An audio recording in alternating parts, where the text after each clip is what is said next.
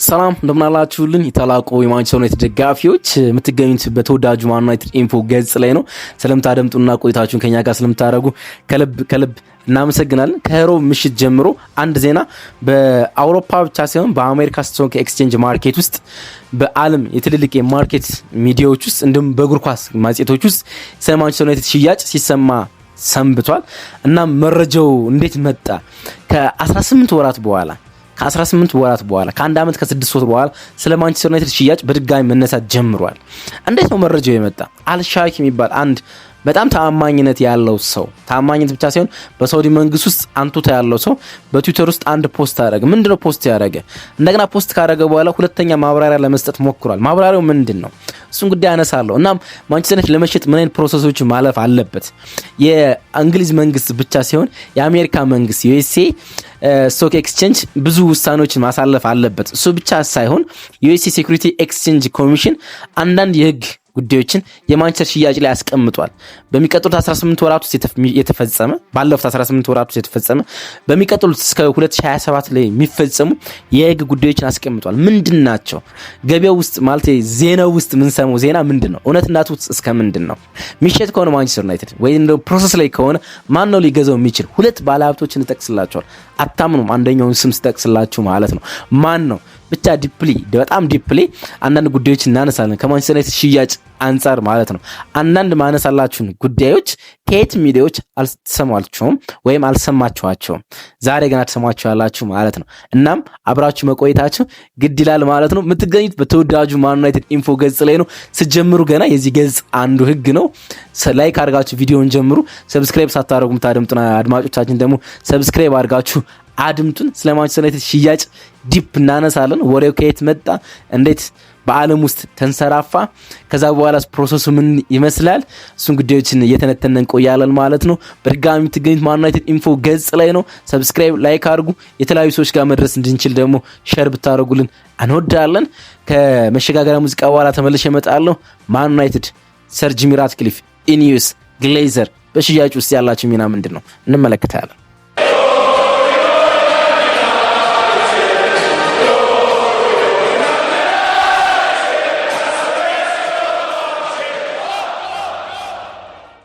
የማንቸስተር ዩናይትድ የክለብ ሽያጭ ጉዳይ በተለያየ ጊዜያት ውስጥ ወደ ሚዲያው ሲመጣ ተመልክተን ነበረ። ሰር ጂሚ ራትክሊፍ ግን የአነስተኛ ድርሻውን ከገዙ በኋላ የሽያጭ ወሬ ሁሉ ጸጥ ብሎ ተመልክተን ነበር። አሁን ተርክ አልሻኪ ቲዩት አረገ በኤክስ በቀድሞ ትዊተር በአሁኑ ኤክስ ፕላትፎርም ላይ ወጥቶ ቲዩት ካረገው በኋላ በድጋሚ ወሬው እንደገና መሰማት ጀምሯል። በድጋሚ የሽያጭ ወሬው ወደ መድረክ ወጥቷል ይለናል የዘ አትሌቲክስ ዘገባ ማለት ነው። የዩናይትድ ፓወር ብሮከሮች ወይም ደግሞ ዋና ሰዎች በዚህ ሳምንት በስዊዘርላንድ ስብሰባ ላይ ነበሩ። ኤክስኪዩቲቭ ኮሚቴ ማለት ነው። በየወሩ የሚያደርጉት ተመሳሳይ ስብሰባ ነው። ይሄኛው ስብሰባ አዲስ አይደለም፣ ግን ከኦነሩ ወይም ደግሞ የአነስተኛ ድርሻ ባለቤት የሆኑት ሰር ጂሚ ራትክሊፍ፣ ጆኤል እና አብርሃም ግሌዘር እንዲሁም የኢኒዩስ ሊደርሺፕ ግሩፖች በዩናይትድ የኤክስኪዩቲቭ ኮሚቴ አባል የሆኑት ኦማር ቤርዳን ጨምሮ በዚህ ስብሰባ ላይ ተገኝተው ነበረ። ይህ ስብሰባ ከተከናወነ በኋላ አንዳንድ ዜናዎች ሲወጡ ተመልክተናል። ለምሳሌ ማንቸስተር ዩናይትድ ባለፈው ሳምንት ከሰንደርላንድ ጋር ሰንደርላንድ ካሸነፈ በኋላ በኦልድ ትራፎርድ ለ0 ሮበን አሞሪም ላይ የነበረው ጫና በሆነ ያህል መጠን ሲረግብ ሚዲያው ላይ ተመልክተን ነበር አይደለም። እናም ሮብ ዕለት ይሄ ስብሰባ ከተከናወነ በኋላ ሰር ጂሚ ራትክሊፍ ወደ ሚዲያ ወጡና 3 ዓመት ያህል ራሱን የማሳያ ወይም ፕሩቭ የማድረጊያ ጊዜ ለሮበን አሞሪም እንደሚሰጡት በሚቀጥሉ 3 ዓመታት ውስጥ እንደማያባሩት ተናገሩና አንዳንድ ስሞችንም ሲጠቅሱ ተመለከተነ። ሰር አሌክስ ፈርጉሰን በመጀመሪያ ዓመታት ውጤታማ እንዳልነበሩ፣ ሚካኤል አርቴታ በመጀመሪያው ዓመት ውጤታማ እንዳልነበሩ ስሞችን ጠቀሱና ለሮበን አሞሪም እንደዛ አይነት ጊዜ ሊሰጡት እንደሚችሉ መናገር ቻሉ። ሮብ ዕለት ማለት ነው። በዛውን ቀን ምሽት ነው እንግዲህ ተርኪ አልሻኪ ወደ ትዊተር ወጥቶ ይሄን በጣም አስገራሚ የሆነ መረጃ ሲያጋራ የተመለከት ነው ማለት ነው። ተራ ሰው አይደለም። የሳውዲ መንግስት ኦፊሻል ስፖርት ፕሮሞተር ነው። ወደ ኋላ ጉዳዩን በደንብ አነሳዋለሁ። ዲቴል ማለት በደንብ ነው ማነሳው። ማን ነው ሰውየው፣ ምንድነው ያለ የሚለውን ጉዳይ በደንብ አነሳዋለሁ። እንግዲህ ዩናይትድ ለመሸጥ መቃረቡን ነው ትዊት ለማድረግ የሞከረ ባለፉት 48 ሰዓታት ውስጥ። አሁን ደግሞ እኔ ዜናውን ስሰራ ተጨማሪ 72 ሰዓት ሞላ። ባለፉት 72 ሰዓት አፕዴት የሆነ አዲስ ነገር በሚዲያ ውስጥ አልተሰማም። ግን ይሄን ፖስት ያደረገው ሰው ቀላል ሰው አይደለም፣ ወይም ደግሞ ተራ ሰው አይደለም። ይሄን ማንቸስተር ዩናይትድ ለሽያጭ ቀርቧል የሚለውን ቲዩት ያደረገው ሰው ማለት ነው። አንዳንድ ነገሮችን ማወቅ ግን ይረዳል። ስለ ማንቸስተር ዩናይትድ ሽያጭ ለመነጋገር የማንቸስተር ዩናይትድ ኦነርሺፕ ስትራክቸር በጥቂቱ ማንሳት አስፈላጊ ነው። ጥቂት ወሰብሰብ ያሉ ጉዳዮች አሉት። ከኒውዮርክ ማርኬት ኤክስቼንጅ አንጻር የማንቸስተር ዩናይትድ የሼር ጉዳይ በሚሊዮኖች የሚቆጠር ሼር ነው ማንቸስተር ዩናይትድ ያለው ማለት ነው። ወደ 170 ሚሊዮን ሼር ነው ያለው ማንቸስተር ዩናይትድ ማለት ነው። አንዷ ሼር የአክሲዮን ሼሯ ወደ $33 አካባቢ ነች። አንዷ ሼር $33 አካባቢ ነች። ግን የሼር መጠኑ ወደ 160 በላይ ከፍ ይላል የማንቸስተር ዩናይትድ የሼር ጉዳይ ማለት ነው። ይህን ጉዳይ ጥቂት ለማብራራት ኢትዮጵያ ውስጥ ለምሳሌ ባንኮች ሼር ሲሰጡ የሼር መጠናችን 200 ነው፣ አንዱ ሼር በዚህ ያህል ሚሊዮን ይሸጣል ወይም በዚህ ያህል ሼር ይሸጣል ይላሉ። የማንቸስተር ዩናይትድ የሼር መጠን እንዳልኳችሁ ወደ 160 ሚሊዮን ገደማ ነው ሼሩ ማለት ነው። ሰር ጂሚ ራትክሊፍ 27%፣ አሁን ደግሞ ወደ 29% ከፍ ያለው ሼር ገዛ ስንለው እያንዳንዱ እነዚህን ካውንት አድርገን ቆጥረን ነው። እሱን ነገር ጥቂት ለማብራራት እሞክራለሁ። ክላስ ኤ እና ክላስ ቢ ይባላል በኒውዮርክ ማርኬቲንግ ኤክስቼንጅ ውስጥ የማንቸስተር ዩናይትድ የሼር መጠን ማለት ነው። ክላስ ኤ እና ክላስ ቢ ይባላል። የክላስ ኤ ሼር መጠን 56.1 ሚሊዮን ገደማ ነው። ክላስ ቢ ደግሞ 116.3 ሚሊዮን ሼር አለው የክላስ ቢ የሚባለው ማለት ነው። በኒውዮርክ ስቶክ ማርኬት ኤክስቼንጅ ውስጥ ክላስ ኤ ለሽያጭ የመቅረብ እድሉ 10% ብቻ ነው። ወይም ደግሞ ክላስ ቢዎች ቮቲንግ ራይታቸው ወይም ደግሞ በማንቸስተር ዩናይትድ የሽያጭ መብት የመወሰን መብታቸው ከፍ ያለ ነው ክላስ ቢዎች ማለት ነው። ጥቂት ነገር ለማብራራት ይህንም ለምሳሌ የግሌዘር ፋሚሊ የሚባሉት ጆኤል ግሌዘር 14.8% ድርሻ አለው። ዳሪስ ግሌዘር ሴቷ ብቸኛዋ ሴቷ ማለት ነው ብዙ ጊዜ ማንቸስተር ዩናይትድ እንዲሸጥ ፍቃድ የላት የምትባለው ሴቷ 14.02% ድርሻ አላት። ብራያን ግሌዘር 13.1% ድርሻ ያለው። አብርሃም ግሌዘር አብርሃም ሳይሆን አብርሃም ነው AVRM ማለት ብዙ ሰዎች አብርሃም ግሌዘር ሲሉ ይሰማሉ። አብርሃም ነው 10.3% አለው። ኬቨን ግሌዘር 9.72% አለው። ኤድዋርድ ግሌዘር 8.9% አለው። አጠቃላይ እነዚህን ፐርሰንቶች ሲደምሯቸው 71.04% የግሌዘር ቤተሰቦች ድርሻ አላቸው። ይሄ ድርሻቸው ክላስ ቢ ውስጥ ከ116.3 ሚሊዮን ሼር ውስጥ ነው ያላቸው። ስለዚህ ቮቲንግ ራይት ከፍ ያለ ቮቲንግ ራይት አላቸው ማለት ነው። ጥቂት ነገር አንደርስታንድ ያደረግን እንደሆነ ይሰማኛል። እንግዲህ ሰር ጂሚ ራትክሊፍ ኢንዌስን ይዞ የአነስተኛ ድርሻ ገዛ ወደ 28.6%። መጀመሪያ 25% አካባቢ ነበረ።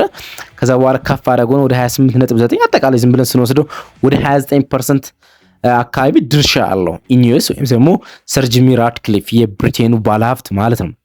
እንግዲህ 2024 ፌብሩዋሪ ላይ ይህን ክለብ ሲገዛ አንድ ስምምነት ነበረው ለስፖርቲንግ ኦፕሬሽኖች ወይም ደግሞ ለመሰረተ ልማት ወደ $300 ሚሊዮን እንዲያወጣ ወይም ደግሞ 238 ሚሊዮን ፓውንድ ገደማ እንዲያወጣ ይጠበቃል። ባለፉት 18 ወራት ውስጥ ይሄን እያደረገ እንደሆነ ይታወቃል። የማንቸስተር ዩናይትድን የአካዳሚ እድሳት፣ የማንቸስተር ዩናይትድ የትሬኒንግ ፋሲሊቲ ሙሉ በሙሉ ካሪንግተንን የማደስ የተለያዩ ጉዳዮችን ለማድረግ የተሞከረ ነው ማለት $300 ሚሊዮን ለዚህ መውጣት ስላለበት ማለት ነው። ሰር ጂሚ ራትክሊፍ በማንቸስተር ዩናይትድ ቦርድ ላይ ትልቅ ቦታ የላቸው። በማንቸስተር ዩናይትድ ቦርድ እንግዲህ የማንቸስተር ዩናይትድ ቦርድ እንዳልኳቸው ሮብ ዕለት ስብሰባውን ሲያደርግ በስዊዘርላንድ ኤክስኪዩቲቭ ኮሚቴ የሚባለው እዛ ቦታ ላይ ኤክስኪዩቲቭ ኮሚቴ ቦርድ ላይ በጣም ትልቅ ድርሻ የላቸው። ግን ደግሞ የእሳቸው ሰዎች በማንቸስተር ዩናይትድ ቦርድ ውስጥ ትልልቅ ድርሻ አላቸው። የሚደንቅ ጉዳይ እዚህ ጋር ነው የሚነሳው ማለት ነው። ስለ ሽያጩ ስናወራ ማንሳት የሚገባን ሀሳቦች የሚመጡት እዚህ ጋር ነው። ጥቂት ነገር ላብራራላችሁ። እንግዲህ የማንቸስተር ዩናይትድ ቦርድ አለ። በቦርድ ውስጥ ሰር ጂሚ ራትክሊፍ ትልቅ ቦታ የላቸውም። እንደ አብርሃም ግሌዘር ወይም ደግሞ እንደ ጆኤል ግሌዘር ትልቅ ቦታ የላቸውም። ጆኤል ግሌዘር እና አብርሃም ግሌዘር ትልቅ ቦታ አላቸው በቦርድ ውስጥ ማለት ነው። ማንቸስተር ዩናይትድን በበላይነት የሚመሩት ሰዎች ትልቁን ውሳኔ የሚወስኑት ጆኤል ግሌዘር እና አብርሃም ግሌዘር ናቸው። አብርሃም ግሌዘር 10% ድርሻ ነው ያለው። ጆኤል ግሌዘር 14.8 ድርሻ ነው ያለው። ግን ደግሞ ሰር ጂሚ ራትክሊፍ በማንቸስተር ዩናይትድ ቦርድ ውስጥ የእሳቸው ሰዎች ትልቅ ቦታን ይዘዋል። ይሄን ጉዳይ ጥቂት ነገር ላንሳ። የእሳቸው ሰዎች የኤንዊስ ሰዎች ለምሳሌ ሮጀር ቢል የማንቸስተር ዩናይትድ ቺፍ ፋይናንሻል ኦፊሰር CFO የሚባለው ማለት የፋይናንሻል ጉዳዮችን በሙሉ የሚመለከተው ሰው የኢንዌስ ተመሳሳይ ስልጣን ያለው ሰው ነው፣ ወይም ደግሞ የኢንዌስ ቺፍ ፋይናንሻል ኦፊሰር ነው። ኢንዌስንም በፋይናንሻል ጉዳይ ይመራል፣ እንዲሁም ደግሞ ማንቸስተር ዩናይትድን ይመራል ማለት ነው። ስለዚህ ቀጥታ የሰር ጂሚ ራትክሊፍ ሰው ነው። ጆን ሬንስ ከዩናይትድ ዳይሬክተሮች እንደ አንዱ ነው። የኢንዌስም ባለ ድርሻ ነው፣ ወይም ደግሞ የኢንዌስ ድርሻ ውስጥ አክሲዮን ያለው ሰው ነው። በኢኔዮስ የስልጣን ድርሻ የለውም፣ ግን ሀብታም ነው። ሀብታም ብቻ ሲሆን በኢኔዮስ ውስጥ በብሪቴን ውስጥ ድርሻ ያለው ሰው ነው። በኢኔዮስ የኬሚካል ፔትሮሊየም ጉዳይ ውስጥ ሼር ያለው ሰው ነው። ጆን ሬይስ የማንቸስተር ዩናይትድ ዳይሬክተር ነው። ሌላው የማንቸስተር ዩናይትድ ዳይሬክተር ሮቢ ኔቭን ነው። ሮቢ ኔቭን ሌላው የማንቸስተር ዩናይትድ ቦርድ ውስጥ ዳይሬክተር ሆኖ የሚሰራ ሰው ነው። የኢኔዮስም ዳይሬክተር ነው። የኢኔዮስ የማንቸስተር ዩናይትድም ዳይሬክተር ነው። ስፖርቲንግ ጉዳይ አይደለም፣ የቦርድ ዳይሬክተር ነው የምላችሁ። ሌላው ኦማር ቤሬዳ ነው። ከማንቸስተር ሲቲ ወደ ማንቸስተር ዩናይትድ የመጣው በራትክሊፍ የተመራ ወይም የተመረጠው የማንቸስተር ዩናይትድ አዲሱ ሲኢኦ ወይም ደግሞ ማንቸስተር ዩናይትድ እየመራ የሚገኘው ማለት ነው። ስለዚህ ሮጀር ቢል፣ ጆን ሬይስ፣ ሮቢ ኔቭን፣ ኦማር ቤሬዳ እነዚህ ሰዎች ስትመለከቱ የማንቸስተር ዩናይትድ ቦርድ ውስጥ የሚገኙ ሰዎች ስትመለከቱ አጠቃላይ አራቱም ሰዎች የኢኔዮስ ሰዎች ናቸው። የማንቸስተር ዩናይትድ ቦርድ ውስጥ ቦታ ያላቸው ሰዎች ናቸው ማለት። የአራቱን ድርሻ በተናጥል እንኳን ቦርድ ውስጥ ብንወስደው ከፍ ያለ ቮቲንግ ራይት ወይም ደግሞ የመወሰን መብት እንዳላቸው እናነሳለን ማለት ነው። አሁን ወደ ወሬው እንመለስ አይደል? ወሬው በድጋሚ እንዴት ተነሳ? ከ18 ወራት በኋላ ለምሳሌ ሰር ጂም ራትክሊፍ የማንቸስተር ዩናይትድን አነስተኛ ድርሻ ከገዛ በኋላ የማንቸስተር ዩናይትድ ሽያጭ ኦልሞስት ዴድ ነበረ። በተለይ ሻክ ጀሲም ቢን ሐሚድ አልታሚ የማንቸስተር ዩናይትድን ድርሻ 100% ሊገዛ ካለ በኋላ ሰር ጂም ራትክሊፍ መጡና አነስተኛው ድርሻ ገዙ። አነስተኛ ድርሻውን ግን ከፍ ባለ ሂሳብ ከገዙ በኋላ ገንዘቡን ስላገኙ የሚፈልጉትን ያህል ገንዘብ ስላገኙ የግሌዘር ቤተሰቦች 100% ሽያጩን ተውት። ምክንያቱም ማንቸስተር ዩናይትድ በጥቂት ዓመታት ውስጥ ከፍ ያለ ትርፍ ያስገኛል ብሎ ስላሰቡ ማለት ነው። ከአዲዳስ ከስናፕ ድራጎን እንዲሁም ደግሞ እንዳሰቡትም ተሳክቶ ከፍ ያለ ድርሻ ባለፈው ዓመት እንዳገኙ ተመልክተናል። እንደሞም ወደ ሻምፒዮንስ ሊግ የሚመለሱ ከሆነ የሻምፒዮንስ ሊግ የቴሌቪዥን መብት ከፍ ማለቱን ተመልክቶ ከጥቂት ዓመታት በኋላ የሚሸጠው ድርሻው ከፍ ይላልና በማንቸስተር ዩናይትድ ባለቤትነት ስንቆይ ብለው አስበው ተውት። አጠቃላይ 100% ሽያጩን ማለት ነው። ከዛ በኋላ ወሬው ቆመ። ላለፉት 18 ወራት ውስጥ ምንም አይነት ወሬ የለም። አሁን ህሮብ ለታ ዛሬ እሁድ አይደለም የምንገኘው። ህሮብ ለታ ትዊተርን ያነቃነቀ ኤክስ ይቅርታ አዲሱ ኤክስ ለሚባል አልሻኪ የሚባል ሰውዬ ወደ ኤክስ ወጣና ኤለን መስክ ወደሚያስተዳድረው በቀድሞ ትዊተር በሚባለው ገጽ ላይ ማለት ትዊት አረገ። እንግዲህ ለአዲስ ኢንቨስተር ለመሸጥ አድቫንስ የሆነ ስቴጅ ማንቸስተር ዩናይትድ እየተደራደረ ነው ብሎ ነው ወሬውን ያወጣው ማለት ነው። ለአዲስ ኢንቨስተር ነው ያለ። ያ ማለት ለሻክ ጃሲም ቢን ሐሚድ እንዳልሆነ የሚጠቅስ ነው። ለአዲስ ኢንቨስተር ለመሸጥ አድቫንስ ስቴጅ ማንቸስተር ዩናይትድ እንደደረሰ ተናገረ። ተስፋ አደርጋለሁ አለ ካለፉት የተሻለ ገዢዎች እንደሆኑና ካለፉት የተሻለ ድርድር እየተከናወነ እንደሆነ ተስፋ አደርጋለሁ ብሎ ፖስት አደረገ። እንግዲህ መረጃውን ፖስት ያደረገው ተራ ሰው አይደለም፣ ወይም ደግሞ የተራ ሚዲያ ጋዜጠኛ አይደለም። መረጃውን ሼር ያደረገው እንግዲህ ወደ ሶሻል ሚዲያ ነው የተደረገ። ሶሻል ሚዲያ ላይ ፖስት መደረጉ ወይም ደግሞ ትልቅ ሚዲያ ላይ ፖስት አለመደረጉ ወሬውን ትንሽ አያደርገውም። ምክንያቱም ይሄን ፖስት ያደረገው ሰው የሳውዲ መንግስት የሮያል ኮርት ወይም ደግሞ የሳውዲ መንግስት የፍርድ ቤት አድቫይዘር ነው። እንዲሁም ነው የሳውዲ መንግስት ጀነራል ኢንተርቴይንመንት አውቶሪቲ የሚባለው ወይም ደግሞ ጂኤኤ ወይም ደግሞ የሳውዲ የመዝናኛውን ቸርማን ነው ወይም ደግሞ የመዝናኛው ክፍል ኃላፊ ነው። የሳውዲ መንግስት የመዝናኛ ጉዳይ የሚመራ ሰው ነው። የስፖርት ፕሮሞተር ነው። የሳውዲ መንግስት ደግሞ የስፖርት ፕሮሞተር ነው። የሳውዲን እንግዲህ የሳውዲ ፕሮ ሊግን እነ ክርስቲያኖ ሮናልዶ ምናምን ወደዛ የመሄድ ጉዳይ የመራ ሰው ነው ይሄ ሰው ማለት ነው። እና ይሄ ሰው ነው ፖስት ያደረገው ማለት። ስለዚህ ተራሱ አይደለም። በጂኤ ወይም ደግሞ በጀነራል ኢንተርቴይንመንት አውቶሪቲ ውስጥ ላለፉት ዓመታት በሳውዲ ውስጥ በጣም ትልልቅ ስራዎችን ያደረገ ትልቅ አክብሮት ያለው ሰው ነው ይሄ ሰው ማለት ነው። እንግሊዝ ወይም ደግሞ የኒውዮርክ ኤክስቼንጅ ማርኬት ሰዎች ወይም የፋይናንሻል ሰዎች ወይም ብሉምበርግ ማለት ፋይናንስ ላይ የሚጽፍ ዌብሳይት ነው። ክለቦች ሲሸጡ የተለያዩ ሽያጮች ሲፈጸሙ ጉዳዩን ለዜና የሚያበቃ ማለት ነው። ወይም ፎርብስ እነሱ ስላላወጡት ብቻ ዜናውን ዝም አንለው። ምክንያቱም እንዳልኳችሁ በድጋሚ አልሻኪ ትልቅ ብራንድ ስለሆነ ማለት እሱ ፖስት ካረገ በኋላ ይሄን ዜና ወደ እናንተ እየደረሰ ባለበት ሰዓት 7 ሚሊዮን ሰዎች ይሄን ፖስት ተመልክተውታል። 7 ሚሊዮን ሰዎች ይሄን ዜና እንዴት እንዳነቃነቀው የሚያሳይ ይመስለኛል። እንግዲህ ዜናው ህሮብ ዕለት ወጣ። ሐሙስ ዕለት በድጋሚ አልሻኪ ወደ ትዊተር ላይቭ ሆነና ወደ ኤክስ ይቅርታ ስሙን እየደጋገምኩ የተሳሳትኩ ስለሆነ ወደ ኤክስ ወጣና በድጋሚ ጉዳዩን ለማብራራት ሞከረ እና ጉዳዩን ለማብራራት የሄደበት መንገድ ደግሞ ሌላ እንደገና ውዝግብ የሚያስነሳ ነው።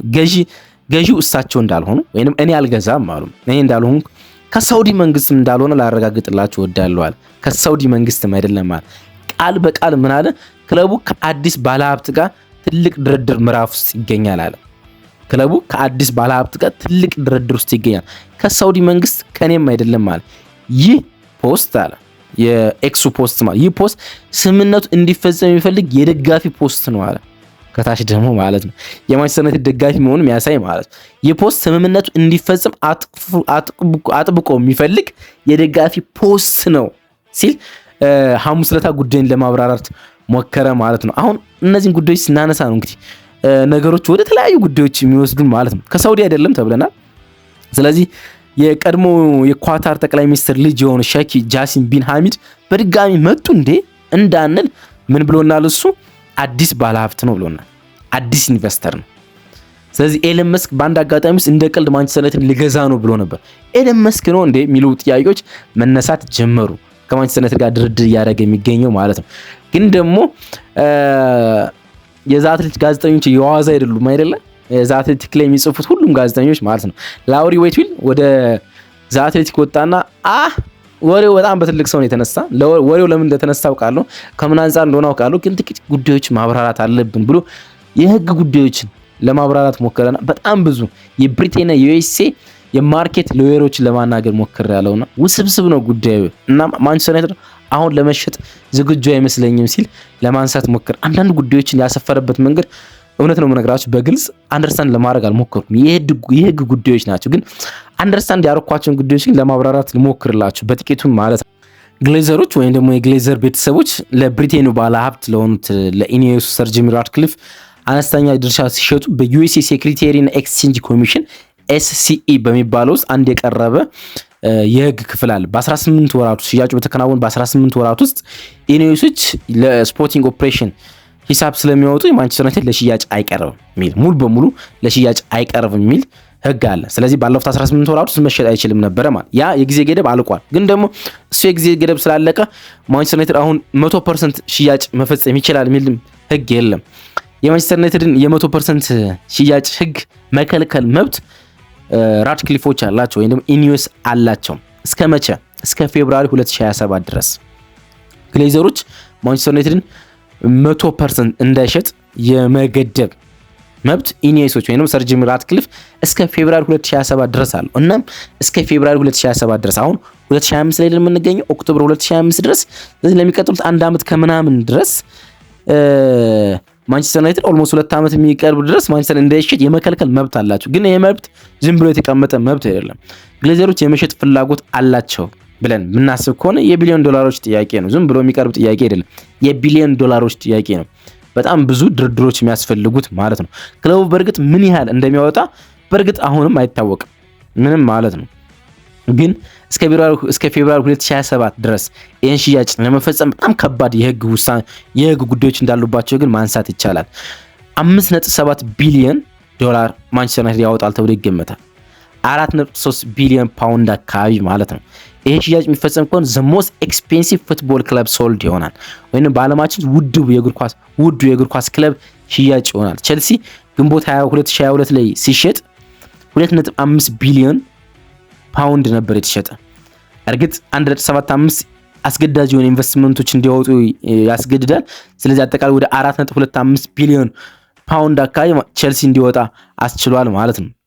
እንግዲህ አንዳንድ ከሽያጩ ጋር የሚነሱ ስለ ሽያጩ ከተሰማ በኋላ አንዳንድ የወጡ ነገሮች ቦስተን ሴልቲክ የሚባለው የአሜሪካ የባስኬትቦል ክለብ ወይም የኤንቢኤ ሻምፒዮን ክለብ ማለት ኤፕሪል ላይ ለሽያጭ ይቀርባል። የሽያጭ ዋጋው 6.1 ቢሊዮን ዶላር ነው ወይም ደግሞ 4.6 ቢሊዮን ፓውንድ ማለት ነው እና የነ ግሌዘሮች ይህን ገንዘብ ማንቸስተር ዩናይትድ ሽጠው ይህን ቦስተን ሴልቲክን የመግዛት ፍላጎት አላቸው ነው የሚባለው። ግን ከፌብሩዋሪ 2027 በፊት ማንቸስተር ዩናይትድን የሚሸጡት ከሆነ ለሰር ጂሚ ራትክሊፍ ድርሻቸው መመለስ አለባቸው ወይም ደግሞ ሰር ጂሚ ራትክሊፍ የገዙበትን ድርሻ መመለስ አለባቸው። ያ የማያደርጉ ከሆነ ሰር ጂሚ ራትክሊፍ ግዢውን የመከልከል መብት አላቸው። እንደዚህ የሚሉ የህግ አንቀጾች ቀርበዋል ነው የሚሉት በዩኤስኤ ሴክሬታሪና ኤክስቼንጅ ኮሚሽን ውስጥ ይሄ ነገር ቀርበዋል ነው የሚባሉት። እንግዲህ ይሄ ብቻ አይደለም ማብራሪያው። ሎረን ዋትዊል ለማብራራት የሞከረው የዛቴቱ ጋዜጠኛ በጣም ሰፊ የህግ ነገሮችን አብሮ ለማንሳት ሞክሯል። ወሰብሰብ ያሉ የህግ አንቀጾች ናቸው። እያንዳንዱ ድርሻዎችን ለመተንተን ሞክሯል። ቅድም እንዳነሳሁላችሁ ወደ 160 ሚሊዮን አካባቢ ድርሻ አለው ማንቸስተር ዩናይትድ። ገንዘብ አይደለም ድርሻ አለው፣ የኤክስቼንጅ ድርሻ አለው በኒውዮርክ ኤክስቼንጅ ማርኬት ውስጥ ብያቸዋለሁ። ወይም ደግሞ በዓለማችን ግዙፉ የስቶክ ኤክስቼንጅ ማርኬት ውስጥ ድርሻ አለው ማንቸስተር ዩናይትድ። እያንዳንዷ ድርሻ ወደ $33 ወይም ወደ $48 ከፍ ምትል ዝቅ ምትል በ33 እና በ$48 ከፍ ምትል ድርሻ አለች። ያችን ድርሻ እያንዳንዷን ነው እንግዲህ ለመገዛት የሚሞከረው ማለት ነው። እያንዳንዷ ያችን ድርሻ መግዛት ማለት እሷን ድርሻ ብታባዟት በ160 ሚሊዮን ብታባዟት ስንት ቢሊዮን እንደሚመጣ ማግኘት ይችላላችሁ ማለት ነውና እሷን ድርሻ ነው እያንዳንዱ ለመግዛት ሞክር። እሷ ድርሻ ከፍና ዝቅ የምትልበት መንገድ እሷ ድርሻ የተገዛችበት እያንዳንዷ ድርሻ አንዷ ተናጥል ድርሻ 33 እስከ $48 ለምሳሌ $33 አብዛኞቻችን ይኖረናል ብለን ብናስብ ይኖረናል ደግሞ አይደለ እና እሷ $33 እኛ መግዛት እንችላለን። ሂደን ኒውዮርክ ኤክስቼንጅ ውስጥ $30 አወጣን የማንቸስተር ዩናይትድ ድርሻ መግዛት እንችላለን። አንዳንድ ህጎችን ካሟላን ማለት ነው። የማንቸስተር ዩናይትድ ድርሻ አንድ ድርሻ መግዛት እንችላለን እና የማንቸስተር ዩናይትድ ባለቤት መሆን ትችላላችሁ። በኒውዮርክ ኤክስቼንጅ ማርኬት አሁን ኦፊሻል ክፍት ነው፣ መግዛት ትችላላችሁ። ግን አጠቃላዩን ድርሻ ለመግዛት ወይም ከፍ ያለ ድርሻ ለመግዛት በጣም ብዙ የህግ ጉዳዮች አሉበት። ብዙ የህግ ጉዳዮች ማለት እነዛ ጉዳዮች ውስብስብ ናቸውና ከ2027 በፊት ለመሸጥ በጣም ውስብስብ የህግ ጉዳዮችን ማለፍ አለ እና አልሻኪ ፖስት ቢያረግም ሎረን ዋትቪል ደግሞ ከባድ ውሳኔዎች አሉ ይለናል። ወሬው ከየት መጣ? አደረስኳችሁ። ፕሮሰሱ እንዴት ነው? አደረስኳችሁ። አብራችሁ ስለነበራችሁ ከልብ አመሰግናለሁ። በጣም ብዙ ዌብሳይቶችን ማገላበጥ ነበረብኝ ይሄን ነገር አጣርቼ ለእናንተ ለማቅረብ። ዜሮ ሮብ ዕለት ተሰማ፣ ሐሙስ ዕለት አፕዴት ሆነ፣ ዓርብ በደንብ ተሰማ። ዛሬ ለእናንተ አድርሼዋለሁ። በደንብ ትንታኔ እንደሰጠሁበት ተስፋ አድርጋለሁ። አብራችሁ ስለነበራችሁ ከልብ አመሰግናለሁ። ቀናችሁ ብሩህ ይሁን። ባይ። ወዳችኋለሁ።